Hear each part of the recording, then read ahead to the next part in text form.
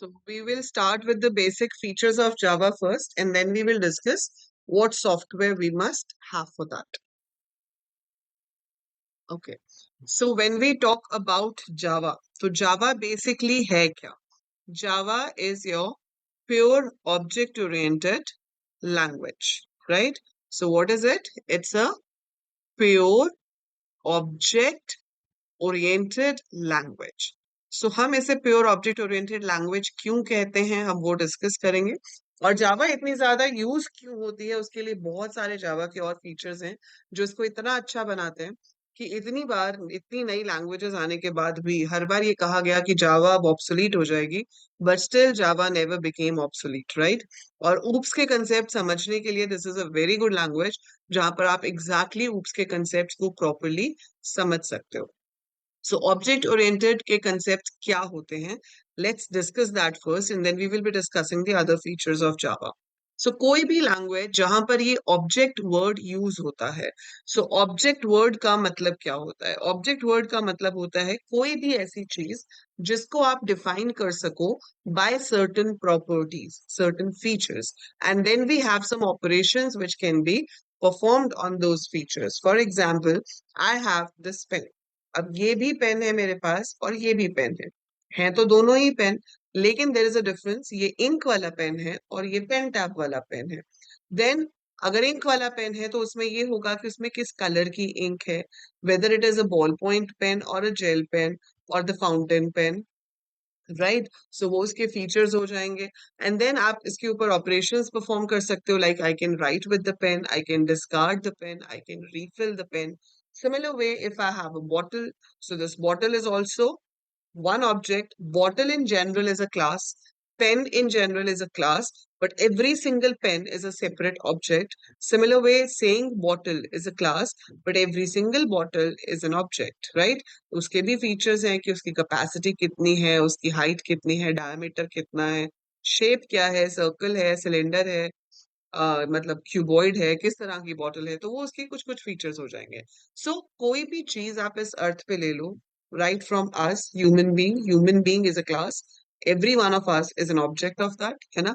हम सबके कुछ फीचर्स होते हैं, जैसे कि we have a name, we have height, we have weight, we have complexion, सबके फिंगरप्रिंट्स अलग होते हैं, सबका रेटिना स्कैन डिफरेंट होता है। So every object has a different identity, her object की डिफरेंट आइडेंटिटी होती है, चाहे वो दिखने में एक जैसे क्यों ना हो, but every object has a different identity. Same real चीज को इम्प्लीमेंट करने के लिए कोडिंग में we have the concept of classes and objects, right. So object क्या होता है? It is an entity, you can say, which has certain features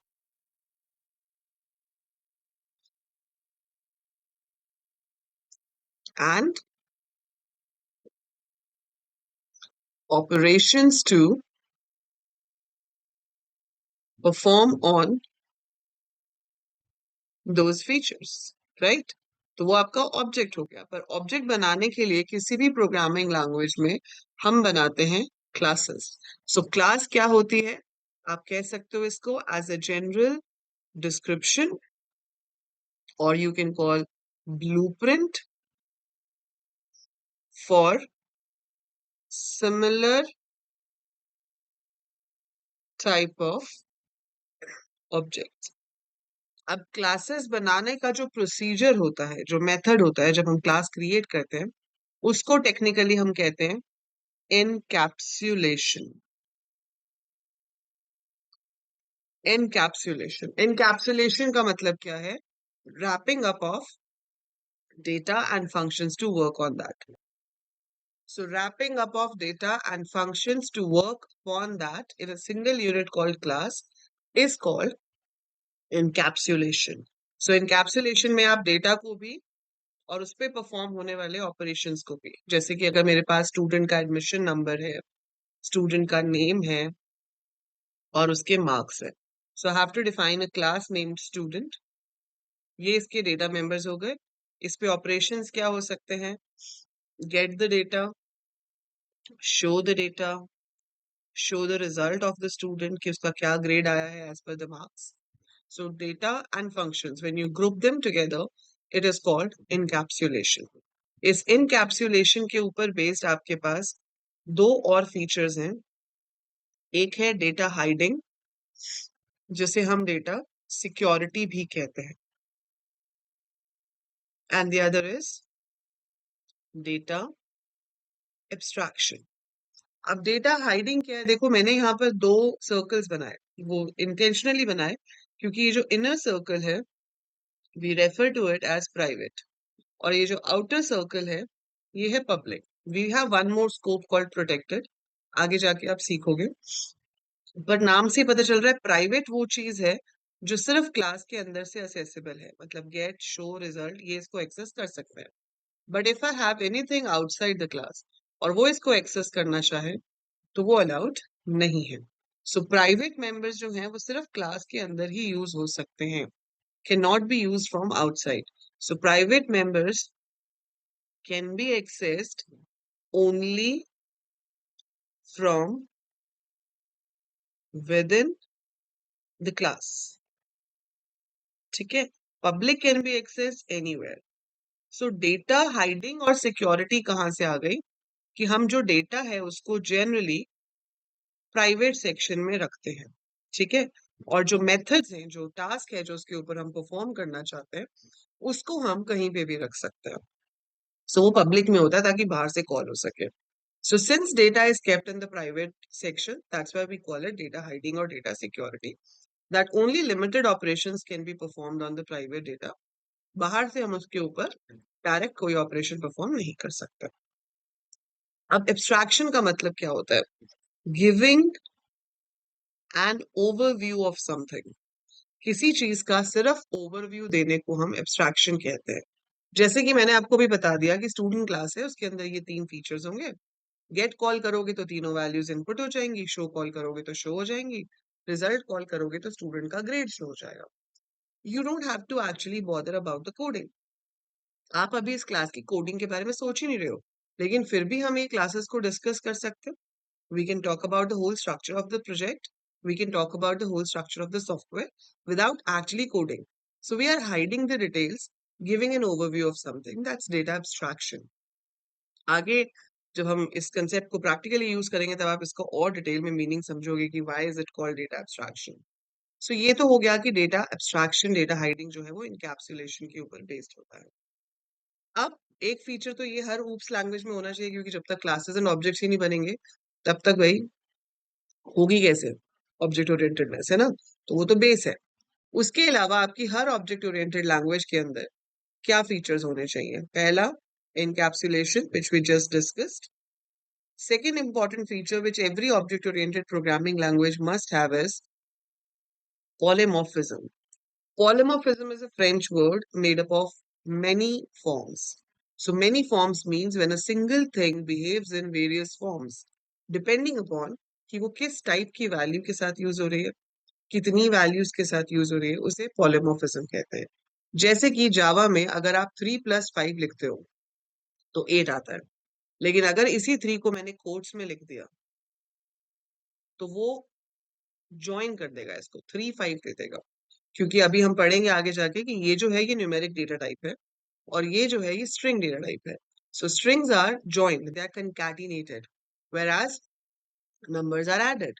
So same plus का साइन है, लेकिन डिपेंड करेगा कि किस टाइप की वैल्यू के साथ यूज हो रहा है। तो depending upon the type of value इसका जो बिहेवियर है वो डिफरेंट हो जाएगा। उसे पॉलीमॉर्फिज्म कहते हैं।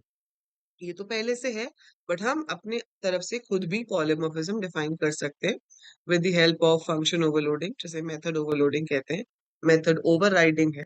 सो different methods are there to achieve polymorphism in Java. Then we have a concept called inheritance, कि हमने एक क्लास बनाई है, उसको यूज करके हम एक और क्लास क्रिएट कर सकते हैं। तो इसका मेजर पर्पस जो है वो होता है रीयूजेबिलिटी ऑफ कोड, कि आप एक बार कोड लिख चुके हो, उसी कोड को आप दोबारा से यूज करके नया कोड बनाना चाहते हो। Like you made a class called rectangle और उसके अंदर लेंथ और ब्रेड्थ था। अब आपको एक और क्लास चाहिए जिसका नाम है क्यूबॉइड। अब मैं पूरी क्लास दोबारा बनाने की जगह रेक्टेंगल को इनहेरिट कर सकती हूँ और हाइट और ऐड कर देती हूँ, तो वो क्यूबॉइड बन जाएगा। तो यहाँ पर जिस क्लास को हम यूज करते हैं उसे सुपर क्लास कहा जाता है, जिस क्लास में यूज करते हैं उसे सब क्लास कहा जाता है। आप इसे पेरेंट और चाइल्ड भी कह सकते हो, इसे बेस और इसे डिराइव्ड भी कह सकते हो। सो दिस इज बेसिक थिंग की इनहेरिटेंस क्या है। फिर डिफरेंट टाइप की इनहेरिटेंस है। इनहेरिटेंस में और बहुत सारे कंसेप्ट है जो हम आगे जाके करेंगे। But inheritance is the capability of creating a class using an existing class by adding some extra features to it. चौथा जो है आपके पास फीचर वो है concurrency. Concurrency is also called as multi-threading. अगर थ्रेडिंग वर्ड आपने पहले सुना है ऑपरेटिंग सिस्टम्स में, सो थ्रेड का मतलब होता है अ प्रोसेस अंडर एग्जीक्यूशन। एक प्रोसेस जब एग्जीक्यूट हो रहा होता है तो उसको हम थ्रेड कहते हैं। Multiple threads can execute simultaneously, मतलब multiple processes can execute simultaneously, that is called concurrency. अगर आपने इससे पहले कोई भी प्रोग्रामिंग लैंग्वेज की है तो आपने देखा होगा कि मेन फंक्शन है। जावा में भी बाय डिफॉल्ट ऐसे ही होता है कि मेन ने मान लो किसी फंक्शन को कॉल किया, तो जब हम कॉल करते हैं तो मेन खुद वहीं पे रुक जाता है। सो जब कॉलिंग फंक्शन किसी दूसरे फंक्शन को कॉल करता है, वो खुद वहीं रुक जाता है। जिसको कॉल किया है वो एग्जीक्यूट होता है। उसकी एग्जीक्यूशन खत्म होने के बाद हम वापस आते हैं और फिर कंटिन्यू करते हैं अपने फंक्शन से। लेकिन यहाँ पर ऐसा बाय डिफॉल्ट होता है, पर आप चाहो तो ऐसा कर सकते हो कि मेन दूसरे फंक्शन को कॉल करे, उसके बाद मेन अपना एग्जीक्यूट होता रहे और जिस फंक्शन को कॉल किया है वो भी साइड बाय साइड एग्जीक्यूट होता रहे। So both functions can work simultaneously, calling function भी और कॉल्ड फंक्शन भी। ये पॉसिबल है जावा में, जो कि हम मल्टी थ्रेडिंग की हेल्प से करते हैं। सो जावा हैज दीज 4 फीचर्स। तो जिस लैंग्वेज में ये चारों फीचर्स होते हैं वहां पर जनरली क्लास बनाए बिना प्रोग्राम बनता ही नहीं है, and that is called pure object oriented language. C plus plus में कंकरेंसी नहीं होता है, ठीक है, but we have the upper three, that is encapsulation, polymorphism and inheritance. Java and JavaScript different है। जावास्क्रिप्ट ऑब्जेक्ट बेस्ड लैंग्वेज है, वो object oriented भी नहीं है। JavaScript is a scripting language जो किसी दूसरे टूल में यूज होती है। Java is an independent language जिसमें बहुत कुछ इंडिपेंडेंटली डेवलप हो सकता है। जावास्क्रिप्ट को काम करने के लिए हमेशा कोई और बेस चाहिए होता है, चाहे वो HTML हो, फ्लैश हो, कोई भी और टूल हो, but it needs a base to work on. So these are the basic and the very first feature of Java, which is object-oriented programming, right? Now, object-orientedness के अलावा और क्या फीचर्स हैं? और फीचर्स क्या हैं कि जावा जो है, it is highly portable language. Highly portable क्यों कह रही हूं मैं इसको? Why it is highly portable language? ये हर तरह के सिस्टम, हर तरह के ऑपरेटिंग सिस्टम पे काम करती है, हार्डवेयर सॉफ्टवेयर कोई भी कॉम्बिनेशन। क्यों काम करती है हर तरह के हार्डवेयर सॉफ्टवेयर कॉम्बिनेशन पे? क्योंकि Java is both compiled and interpreted. So Java is both compiled and interpreted language. कैसे? हम जो सबसे पहले प्रोग्राम लिखेंगे वो जावा का प्रोग्राम लिखा जाएगा, ठीक है, वो जाएगा एक कंपाइलर के पास, जो कि उसे एक कोड में कन्वर्ट करेगा, which is called byte code. फिर वो जाएगा एक इंटरप्रेटर के पास, जहां पर आएगा उसका actual machine code, and then that machine code is executed. So Java program compiler से एक बाइट कोड क्रिएट करता है जो कि बनता है एक मशीन के स्टैंडर्ड के हिसाब से, जिसे कहा जाता है Java virtual machine, JVM। It is a universal standard, मतलब हर तरह के कंप्यूटर्स के लिए सेम JVM होता है। So as per that universal standard आपका जावा प्रोग्राम कन्वर्ट कर दिया जाता है बाइट कोड पर। अब ये एक इंटरमीडिएट कोड है, ना तो ये किसी को पढ़ने से समझ आएगा, ना हमें, ना मशीन को। सो मशीन को अगर इसे समझना है, so it has to go through an interpreter. उसको जावा के इंटरप्रेटर से गो थ्रू करना पड़ेगा ताकि वो उसी मशीन पर उसका मशीन कोड क्रिएट करे जहां पर वो एग्जीक्यूट होना है। तो जिस जगह पर एग्जीक्यूट होना है उसी मशीन पे ही मशीन कोड क्रिएट होता है और एग्जीक्यूट होता है। सिंस मशीन कोड बन ही वहां रहा है जहां पर एग्जीक्यूट होगा, तो डेफिनेटली उस मशीन पे वो वर्क करेगा ही करेगा। तो अगर वो लिनक्स पे होना है तो लिनक्स पे मशीन कोड क्रिएट होगा, मैक पे है तो मैक पे क्रिएट होगा, विंडोज है तो विंडोज पे क्रिएट होगा. So it will work on any type of machine.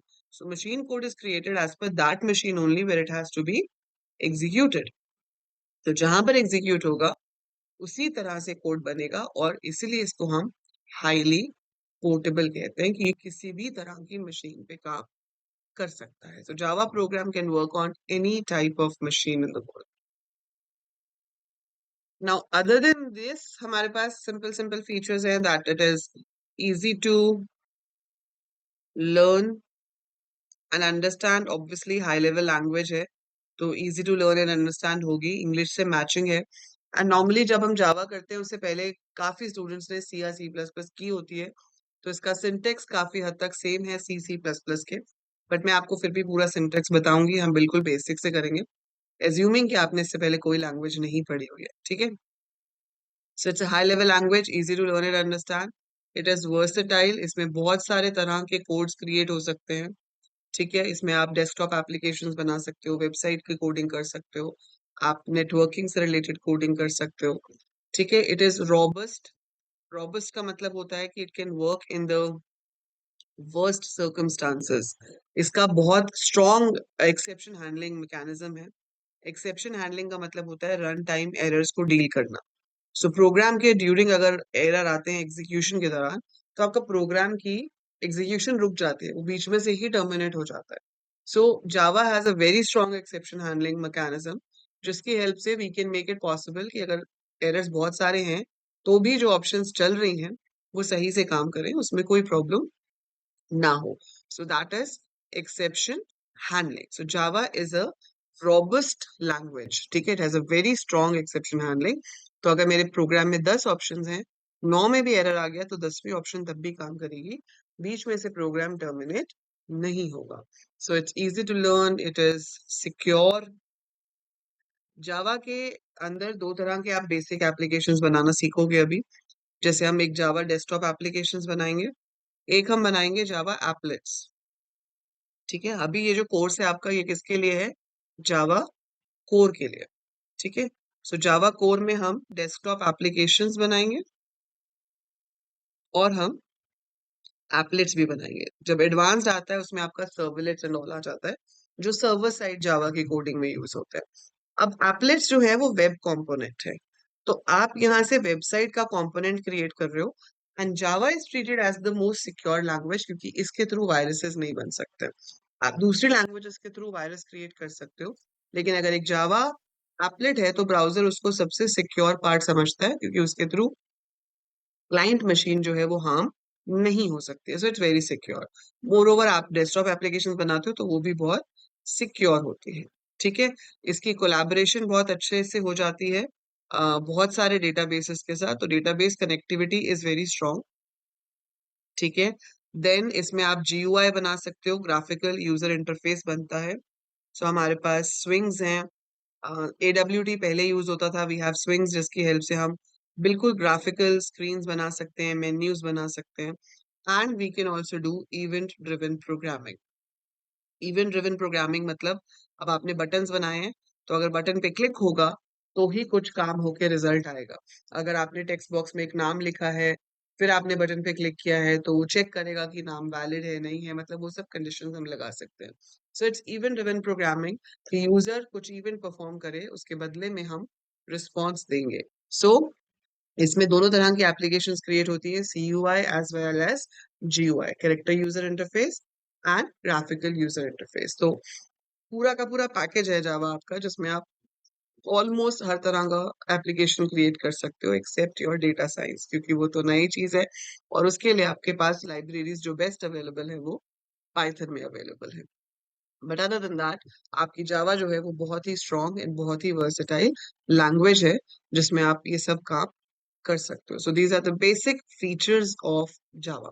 तो ये आपके बेसिक फीचर्स हो गए कि जावा को हम क्यों करें और कैसे करेंगे, वो तो आप आगे वाली क्लासेस में जानोगे ही. But this is the reason why should we do Java and what are the basic features of Java which makes it so powerful, right? So now what you have to do is कि आपको अब JDK जो है वो install करके रखना है, ठीक है, सो दैट नेक्स्ट क्लास से we can start making programs in Java. तो जेडीके इंस्टॉल करने के लिए आप जेडीके डाउनलोड पे जाओ, ठीक है। आप जेडीके अलग से भी डाउनलोड कर सकते हो, नहीं तो आप सीधा नेटबीन्स डाउनलोड कर लो, या जो भी आपको करना है आप नेटबीन्स कर सकते हो, आप इक्लिप्स कर सकते हो, आप इंटेलिजे कर सकते हो, आप इसको वीएस कोड में भी यूज कर सकते हो। कुछ भी नहीं चाहिए तो हम सिंपल कमांड प्रॉम्प्ट से भी रन कर सकते हैं। Java was owned by Sun Microsystems earlier, now it is owned by Oracle.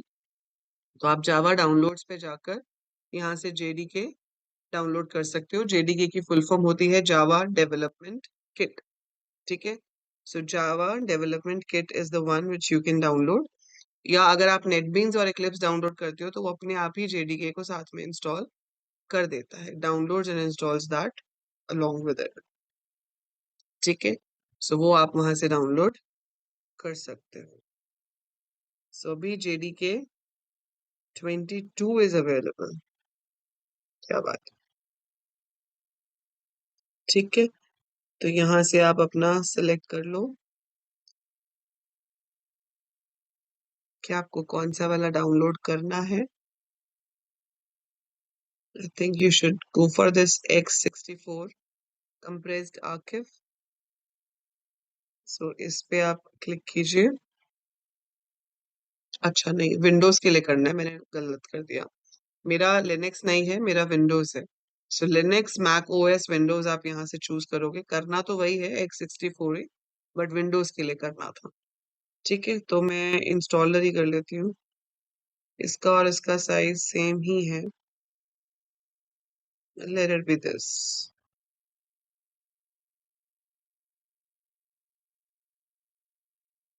ये नहीं करना, ये वाला करना है, ठीक है।